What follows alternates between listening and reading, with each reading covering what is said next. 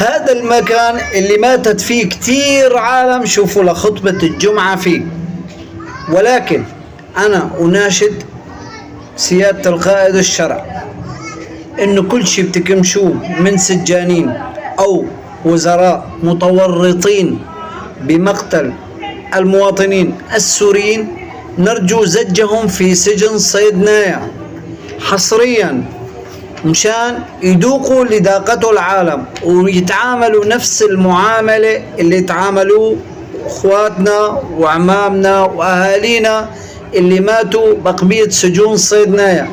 واذا روسيا سلمتنا بشار الاسد بدون محاكمة على سجن صيدنايا خلوه ينحبس ويذوق اللي ذوقوا للشعب السوري بسجن صيدنايا.